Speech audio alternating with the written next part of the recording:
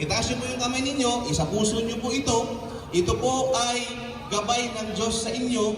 Pagkatapos po nito, ito na po yung tinatawag na kaligtasan ninyo, mga kababayan.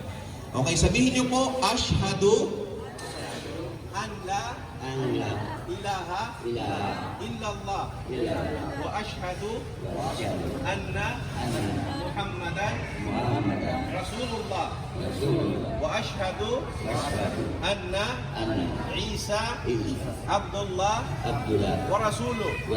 Ako ay sumasaksi na walang ibang Diyos na dapat sambahin kundi ang nag-iisang Diyos. Ang pangalan niya ay Allah. At ako ay sumasaksi rin na si Jesus, anak ni Maria, propeta at sugo ni Allah. At ako ay sumasaksi rin na si Muhammad ay huling sugo at propeta ni Allah. At ako ay sumasaksi rin na ang paraiso ay totoo at ang impyerno ay totoo. Takbir! Takbir! Takbir! Congratulations po. Ganun po yun. Ganun lang po kasimple yung pagpasok sa Islam. Congratulations po. Inshallah subhanahu wa ta'ala. Ganun lamang po. No?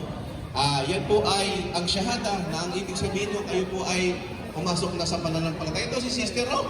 Umiiyak si sister. Mashallah, mashallah. Meron pang nahuli. Isa pa. Sige, sige. Pasyadahin natin, tay. As yung mga kamay ninyo. So, ready na po kayo? Nahuli ito, nahuli.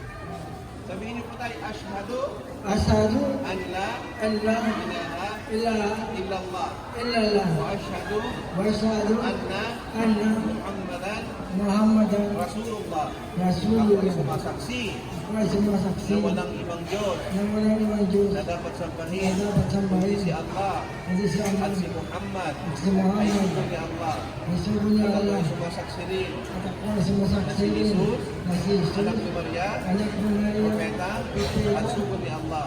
At ako ay sumasaksi rin na ang paraiso ay totoo at ang impyerno ay totoo.